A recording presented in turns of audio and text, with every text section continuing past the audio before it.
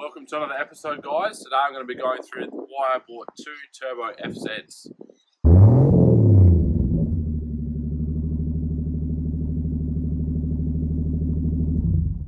Right here, guys, we've got my 1993 Toyota Landcruiser 80 series. Yes, it's in pieces at the moment.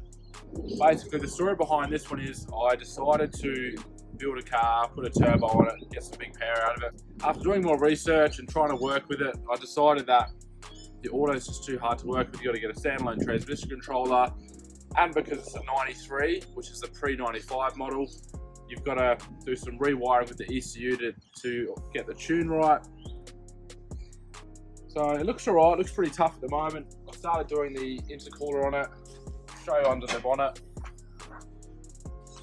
I made a start on the turbo. You got a 3582R turbo there with the nice manifold. Got all the oil lines on. I was going to start doing some intercooler piping.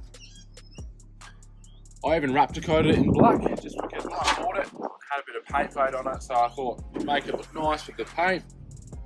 It was a pretty good foundation.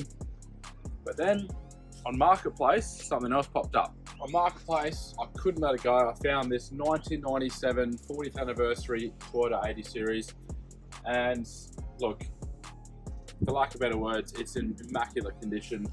Yes, there are a few little bits and pieces here that need work, but the story behind this Landcruiser, it was owned by just one person, one older man. He looked after it the whole life of the car. He's put so many mods on it. They're pretty grandpa-spec. I'll be changing them up a little bit, but just as a quick rundown, it's triple locked, it's got a winch, it's got a long range tank, so it's 260 litres of fuel capacity, which is fantastic. You go quite a distance with that. It's got a 4-inch lift on 35s, and it's already got the turbo, so that's one of the biggest reasons why I jumped at this one. It is a manual. I just wanted to get into it. The best part about this car is it's been engineered, so all the lift, the tyres, the GVM upgrade, the turbo kit, it's all been engineered, so I don't have to worry about the police on my back. It's suited out with a smaller turbo than the black one. It's got a water to air intercooler setup and dual batteries, all the good stuff.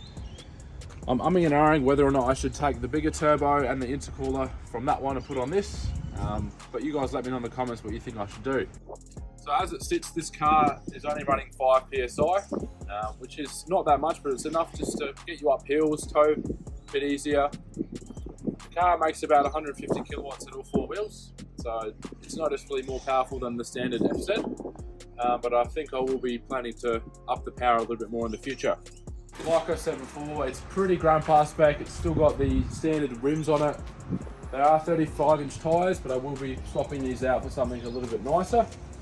It does have the upgraded GVM with airbag suspension, a 4-inch lift, and an aftermarket exhaust, so has a good note. Coming around to the back, the paint works in pretty good nick.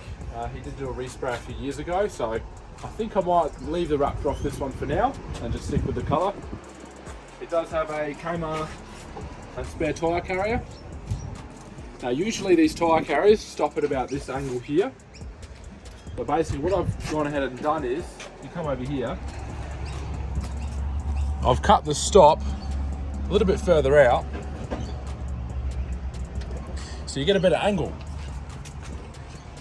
Now the reason for this is I'm actually doing a kitchen setup that's going to hook into this bracket here and come almost 90 degrees out from the car. So you're going to have your rear drawers and your kitchen set up on the side. So just to start off my kitchen, I went ahead and bought one of these things, drawer tables. Now originally I was just going to have the kitchen slide out clipping on the drawer table, but I realised because it's a 4-inch lift, that's pretty high, especially for misses, you know, it's probably up to a shoulder level. So I've gone ahead and bought this nice piece of wood here from Bunnings, and basically it slides in just like that. It's pretty sturdy, doesn't move around too much, and I've even gone to the extent of putting a sink on, right? So here we've got the sink. Bought this from the 4-wheel drive super centre. It actually acts as a chopping board as well if you need. Today what I'm going to be doing is basically adding it onto the end with a hinge on the bottom there. So when you want to pack it up, all you have to do is just back, slide it out and put it back in the drawers.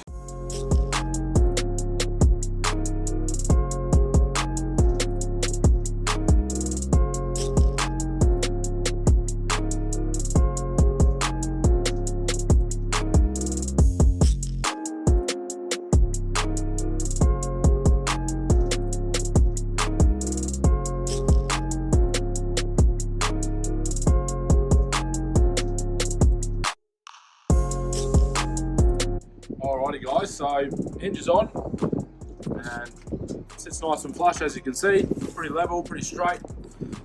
Basically I've got these paint sticks, believe it or not, from Bunnings. I looked around for the warning sticks, but obviously they're like, 2-3 meters high, too high for a bench at this height. However, the paint sticks, they're perfect because you can adjust them 2 ways, just like that. So whatever terrain you're on, whether it be hilly or flat, you can just adjust them accordingly. Just like that, other one as well. And then a simple twist and it stays there like that.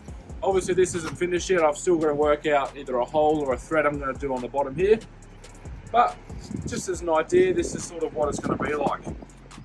Have a quick look at this sink as well, how it pops down. Pretty cool. Alright guys, that's the end of this episode today. Thanks for watching.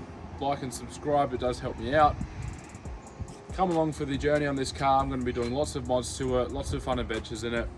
Comment below as well what you think I should do. Next episode will probably be a lot more to do with the kitchen setup and the drawer setup. Thanks.